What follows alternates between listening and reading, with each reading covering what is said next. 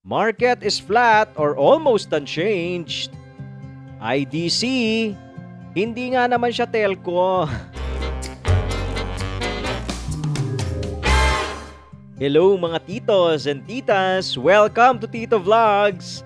Today po, Market Summary Monday edition. So, sasama natin, pagkukwentuhan natin yan si IDC, biglang nagpakitang gilas ha. Sabi niya, hindi naman ako telco bakit ba sumasama ako sa pagbagsak nito mga telco? So, sasama rin natin syempre yung telco, yung dito, CHP, NIKL at saka MRC. Tara po, let's have a short prayer bago po tayo magsimula. Dear Lord, we praise and glorify you for your faithfulness and provision. We ask you to bless us and guide us as we journey towards this chaotic world of the stock market. Amen, amen, amen. Mga titos and titas, yung napadaan lang po dito sa ating channel, ito pong Tito Vlogs ay tambayan tungkol sa stock market na kung saan ay sineshare po natin yung ating 13 years of experience sa pagtitrade po nitong Philippine stock market, yung mga pains and gains sa isang bull and bear cycle. Kaya kung naghahanap po kayo ng pandiinan, at saka na technical analysis at yung malupitang fundamental analysis ay kokonti ho yan dito sa tambayan, kasi itong ating vlog ay tambay style, more on practical analysis ang ginagawa natin dito. So baka lang magustuhan ninyo, wag niyo kalimutang i-click yung subscribe button. Yan sa baba, At isama ninyo yung sana all sa notification bell dahil every Monday to Friday nagkakaroon kami ng online pasilip with overtime. Ayan na. Lagi na nag-overtime 9:20 lang po yan to 10:20 sana. Minsan umaabot na ng 10:40 to 10. Umahaba yung ating online pasilip. Join us po, masaya ho yung online tambayan namin tuwing Monday to Friday yan So, pero syempre para maging certified tambay ho kayo, kumbaga ay kung gusto niyo talaga dito sa tambayan, nag-e-enjoy kayo, bago kayo makabangka, hindi pwede kasi basta-basta babangka dito. Kailangan ho muna, ay dito muna, yan, yung starter kit na yan ho muna, papanoorin nyo, madali lang naman ang requirement para makabangka kayo. Pag napanood nyo na ho yung starter kit, pwede na ho kayong bumangka dito sa tambayan. Kasi nandyan yung mga basic principles and foundation na kinakailangan ng trader para makasurvive ho dito sa chaos, So, pero kung nagmamadali na ho kayo at gusto niyo yung matuto na, lalo na yung mga bago lang at yung mga matatagal na nagtataka bakit yung kanilang portfolio hanggang ngayon hindi pa rin makaahon-ahon. Mga titos and titas, gumawa tayo ng shortcut. Ito po, Cold Hard Truth About Stock Trading this coming October 23 at 5 p.m. Magkakaroon ho tayo ng webinar. Diyan natin ikukwento yung mga Tito moves. Diyan ho, ano ba makikita diyan? Kasi dito ho sa stock market, probably, lalo na yung matatagal sa inyo, naka-attend na ho kayo ng seminar siguro ng technical analysis, yung tinuro sa inyo yung mga chart, na konti lang din naman ang natandaan ninyo dahil nag-nosebleed kayo. Nangyari ho sa akin yan Tapos siguro nag-attend din kayo ng kung paano bumasa ng fundamentals, yung mga price to earning ratio, Tapos nagtataka kayo, alam nyo yung technical, alam nyo yung fundamental, hindi pa rin kayo nag-green ng portfolio, di ba? Hinabol nyo pa rin si dito sa 8. Yan Kasi po itong stock market, mga titos and titas, is really more on mindset, Mindset before skill set. So kailangan po muna is ma-align yung ating pag-iisip doon sa market. Ano yung ginagawa ng market? The problem is, sabi ni Tito Jesse Livermore, the stock market is never of use. It is designed to fool most of the people most of the time. Kaya napapa-ball-hubs kayo kasi yung market, inaatat kayo na bumall-hubs, Kaya napapabenta kayo pagka bumabagsak kasi yung market, shine-shake out kayo, Yan ho yung tinatawag kung tumatambay kayo rito, maririnig nyo yung bakuna. Yan yung anti-shake bakuna, yung Cold Hard Truth About Stock Market, at saka yung pagpapalambot ng sell button. Yung bang meron ka nandito, may bodega ka, 3 pesos. Ang ganda ng bodega mo, Pagdating ng 8, hindi mo mabinenta. Hindi mo mabinenta. Inantay mo pang bumaba ng 5.20, tapos binenta mo mga 6 pesos.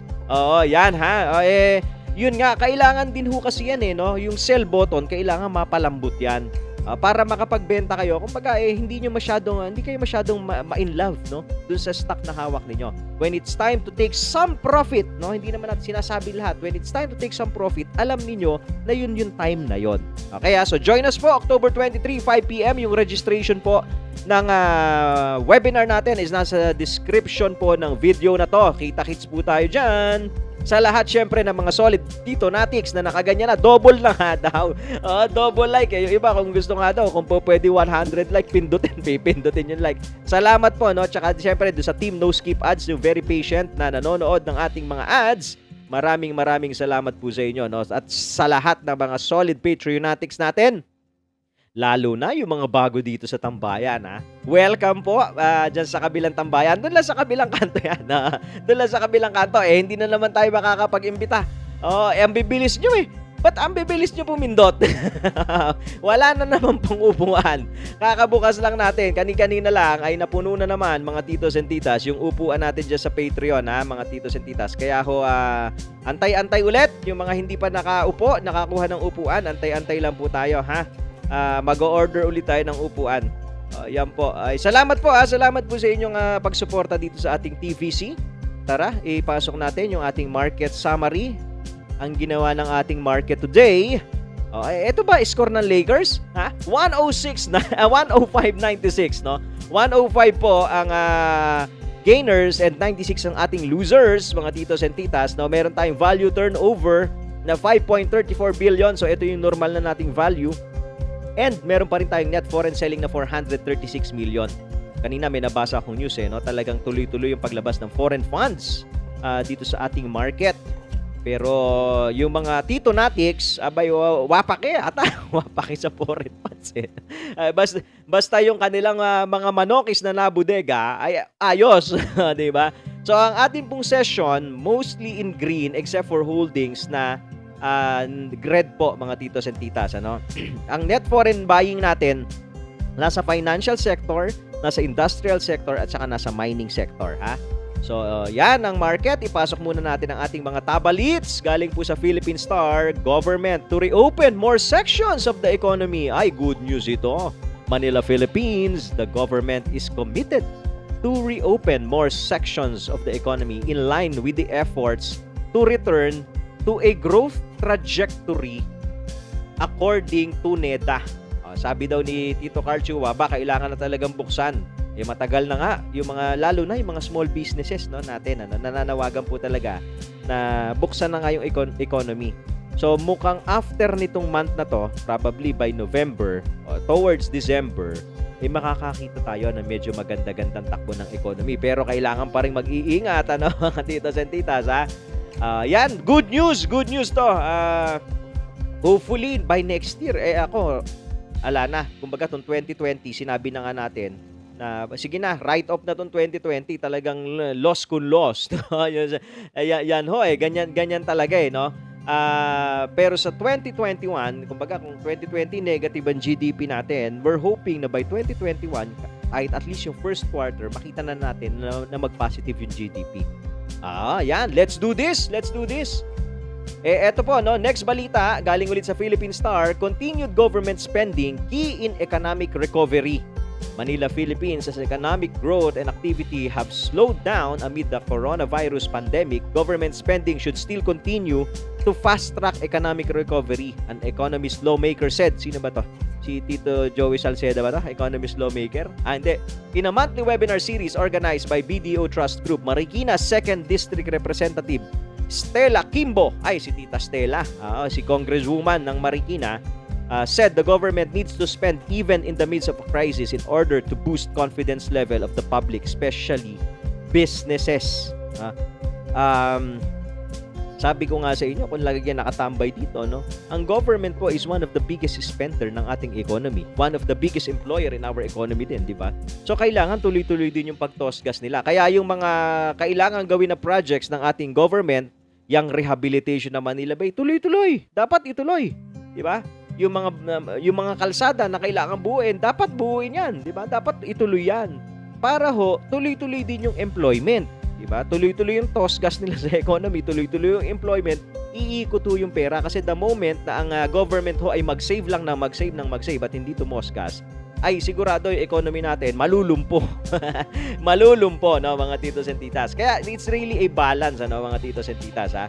So, nakikita naman natin no, na gumagawa naman din pala talaga ng paraan ng gobyerno. Ang crucial ngayon sa atin pong economy is yung budget, no? Kung yung naka-monitor ho dito sa Congress, ay crucial yung pagpasa ng ating budget for 2021 dahil pagka na-delay ho yan, magkakaroon tayo ng reenacted budget. So, ibig sabihin, yung last year na budget, yun ang gagamitin natin. Kung ano yung mga project noon, yun din ulit ang popondohan. Paano kung tapos na? Diba? So, walang paglalagyan yung pondo ngayon. Diba? Mapupunta ngayon sa savings. Hindi ngayon makakatosgas. Kaya kailangan ho yung budget. Diba? Kasi pagka hindi mo in-approve yung budget, gagamitin mo reenacted. So, yung mga projects before, natapos na, hindi mo na pwedeng pupondohan yan dahil tapos na yan, di ba? So, yung pera, walang paglalagyan, hindi iikot. So, importante ho, yan ang crucial sa atin, ano, yung budget. So, hopefully, hindi magkaroon ng delay at maipasa nila on time. Yan. Next balita, Philippine Star na naman, BDO optimistic of full Philippines recovery next year.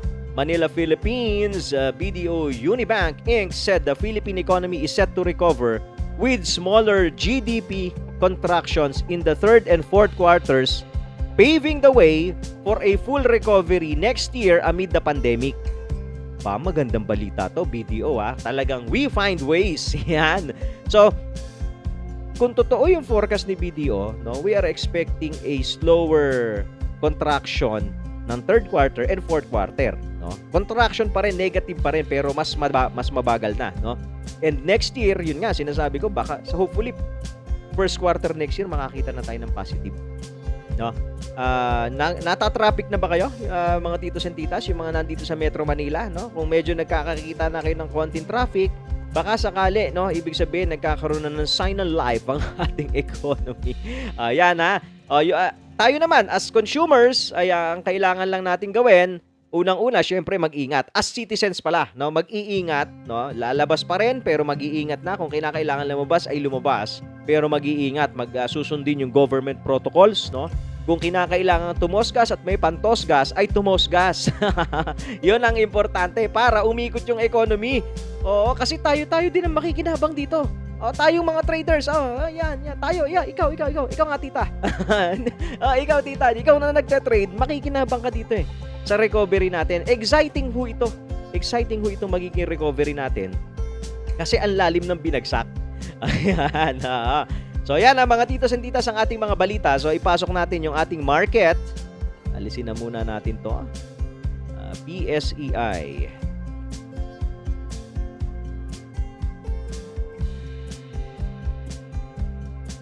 Ang ating index is flat pa rin. No? Today, we are trading above all the lines except dun sa pink line, mga titos and titas.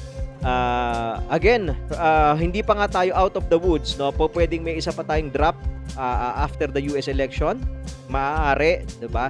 But then again, kung titignan mo, kung meron pa bang ibabagsak, pwedeng bumagsak. But then again, pwedeng temporary yung pagbagsak. Ito, nakita nyo to. Etong drop na to. Ang saya niyan. Pag makakita ka ulit ng isang ganyan ngayon, ay ibig sabihin ay saluhan diyan. Di ba? Kung makakita ka ng isang needle na ganyan, kahit kinabukasan ka na bumili, ang bilis lang nito na recover, From low ng 4.7, no? May 19 yan. May ba? March 19, ano? To a high 47 increase in 27 days, in 17 trading days, 47% increase in 17 trading days, no? So kung magkakaroon ng ganyang dip, no, that is probably the final, no, the final icing on the cake. Icing on the cake matawag doon. Ay baka yun No, ibig sabihin, pagka nagkaroon ng gano'n ng dip, huwag kayong magpapa-shake out. Doon ka sasalo. Hindi ka doon magbebenta. Baka yun yung final sell-off. No? So, aantayin pa rin natin yan. Kaya, as always, ASL, no? Always stay liquid. Pasok natin ang third telco dito, CME. Ano ginagawa? Ang galing nitong dito. Ang galing ng pintor nito. Bilib ako. Pag tinignan mo dito sa angulo na 'to, parang wala na yung parabolic, eh, oh. Ang ganda na ng konso rito, 'di ba? Oo, pero siyempre, sabi nga ni Tito Jesse Livermore, 'di ba? Stock market is never obvious.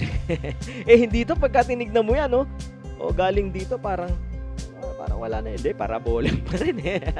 Kahit ano isipin mo, eh. Pero parang ang ganda na ng konso rito. Simula po nitong October 8, yung last 3 days niya, makikita ninyo, eto, no, yung last 3 days, makikita mo, puro up yan. Up ng, eto, green to. Hindi pala up ito. Halos flat, no? The following day, up ng 7%, and today is flat na naman. Pero nakaangat yung candle. So, paangat ng paangat, no? Some would think, no, pwede ang interpretation dito, ay hindi, nag-close pa rin tayo unchanged. Wala nang puwersa, wala nang lakas, no? Pero alam nyo naman si market, nanunurpresa yan. So, probably if we kung may rally pa, no, pwede tayong birahin pa na isa nito. Okay, kasi ang ganda ng forma nitong tatlong candle, eh. Nakikita mo, eh, no? Parang ang ganda talaga ng bounce dito sa EMA 13, di ba? So, resistance natin, no, is 680 level. Ayan muna, resistance is 680 at saka 7 peso level, ha, mga titos and titas. Ang support natin, medyo mahihina na yung support, ha. Itong 576, syempre pagka nagkaroon ng selling pressure, buhusan yan, di ba? So mahihina na yung support natin. So, yung resistance mo mas malalakas ngayon, kasi nga nagparabolic ka na, eh. Ayan, so yan po muna andito. Tignan natin sa weekly. MACD parang magfa-flat na, sa daily, ha. Sa weekly natin, sabi nga natin medyo bearish tayo sa candle last week. Titignan natin kung hanggang saan maaabot po yung high this week, no? Baka probably kasi this week makakita tayo ng higher low, no? So bantayan niyo ho yan, ha? Lalo na yung mga may hawak pa. Bantayan niyo po yung higher low nitong dito, baka sakaling yon yung exit kung saan po pwede umexit. Yan, sa weekly po pwede pa mag 706, meron pa tayong 706 dito, ito, yan. Diba? So mayroon ka pang 706 sa weekly. And then, meron ka pang, mataas na yung 782, eh. Probably 706. Po pwede. Plus. So, pakiramdaman nyo ho yan, ha. Yung galaw ni dito ngayong week na to. Crucial na tayo. Kasi baka ito na yung lower high na inaantay natin. Kung surpresahin naman tayo, bombahin yan, happy kung meron pa kayo. Diba? Ganyan lang naman dito sa stocks markets, eh. Ayan po, andito. Ano ba next natin? Ipasok natin yung IDC na, yung nakikitelco, no? Nakikitelco to, eh. Si IDC ba? Teka, sa daily natin tignan. Maganda yung closing kanina no, sinilip ko to. Ayun, nagte-trade tayo above 200 MA which is good, no? So nasama lang talaga doon sa telco play. Okay, ang next resistance natin, balik nito. Close ng 269. Next resistance po is ito, yung 286 level, 285 level, ha. Itong body ho nung candle na to. And then next is 3 peso level. So yan yung mga resistance, yan yung sinasabi natin elevator exit. Please adjust na lang po accordingly, no, mga titos and titas. Ang support natin, ito pa rin. Yan, 240 area. Nandiyan pa rin ang support, no. MACD, sabi niya, ayos pa ako. Yan. Ayos pa ako. Yo. Hindi pa naman wala pang sign, nayuyuko yung MACD, ha. So yan muna yung mga resistances and support po ni IDC, ha, kung meron kayo nito. Sabi nga natin, talagang iba play nito, eh. May ugali talaga. Doon naispatan nga natin, di ba? September, ano ba sabi natin? August, September. Nag-overtime na to. October na tayo ngayon. Ayaw nyo ba yan? Naghintay lang kayo ng konti? Pwede na rin, di ba? Pwede na rin, mga titos and titas. Next, ipasok natin NIKL. Si NIKL ay patuloy na namamayagpag. Ito kasi talagang hindi mo na mapipigilan. Ito nga po. Up tayo ng 5.13%. Nag-close tayo ng 3.69. So, after natin mag-breakout sa 342, continuously nag-high tayo. Ang tinitignan lang po natin dito, mga titos and titas, yung may hawak nitong NIKL, kasi may gap up na naman, no? May gap na naman tayo rito. So, kung nakikita nyo po, itong gap nito last time, may gap tayo dito last time, kasi binomba tayo rito, nag-consolidate tayo. Diba? So, may gap tayo ngayon, may bomba tayo nakikita. So, probably, pwede tayo mag-consolidate sa area na to. Ano ba to? 360, 345 to 360 area. Diba? Or hanggang balikan din tong gap. Yung 330... 333. Hindi. Tama, 332. Diba? 332 na gap. Pwedeng balikan. Okay? Kaya sabi natin, huwag nyo nang hahabulin. Diba? Kung meron na kayo, antayin nyo yung gap. Dito kayo hahabol. Next resistance natin, after nitong na-break ng 348, is 380 na. Yan, 380 level. Baka gayahin to. Meron siya isang hahataw eh. Hindi ko alam ano naging catalyst, ba't naging 50% ito eh. No? So, baka gayahin. Pagka nagaya yan, ibig sabihin, malapit na kayo umexit. Yun lang yun. Magkaginaya yan. Kasi nagtatap siya ng 6 pesos ba to? Ano bahay nito? Ng 510. So, 510. Nagtatap siya ng 510. Ha? So, bantayan nyo po itong NIKL kung meron kayong hawak na to. Next is CHP.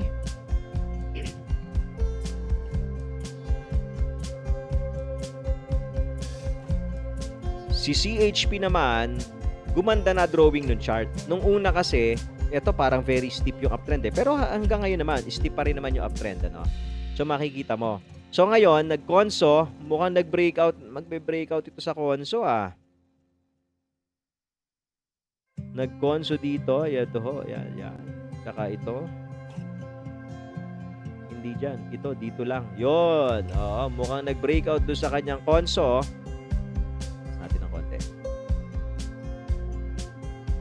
Mukhang gusto pa rin umakyat. Ang kumokontra lang ho sa kanya is itong kanyang MACD. Kasi ito ho ang bantayan nyo na lang ano. Sana hindi kayo humabol kanina rito up ng 6% ano. Kasi every green, long green followed by long red. So katulad nito, di ba? Nitong September 30 long green, October 1 long red. Ito rin September 8 long green, September 9 long red.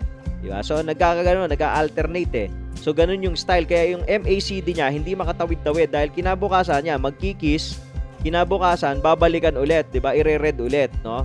Pero yung red, yun yung chance magbudega. Hindi dito sa mga kada sipa, no? Para hindi ho kayo humahabol. Diba? Kasi tayo na-attract. Yan na, magbe-breakout na. So, kailangan, titignan nyo ho yung ugali. Ano ba ginagawa? Ito pa, ang dami niya, long green tapos red eh. Tapos nagko-correct eh, no? So, pagka nag-long red na naman ho ito, expect another correction, di ba? And consolidation probably. No, hanggat hindi nagko-cross itong MACD niya. Yan ha. Resistance. Resistance natin. Ayun na. Dito ba yan? 167. Nauntog sa resistance. 167 area. Nauntog. Ang support mo, ito kung saan nag-consolidate yung 150 area, 160 area din. Ayan po. No? Support nasa 158 eh. Tapos 168 yung ano. Medyo tight na to. Medyo tight, no? Ang maganda lang dito kasi trading above all the MAs. Yun nga lang, pag bumigay kasi yan, diretso ka dito sa 140 area, yung blue. Ayan ho. Dito tayo pupulutin sa blue pagka bumigay ang MAs na yan, ha? Next, last na. Si MRC. MRC today ay up ba to? Down ng 2.99%, no? Nag-high tayo ng 36.50, nag-low tayo ng 32.50 at nag-close tayo on our low na 32.50. Mas maganda ang ginawa para hindi tayo magparabolic.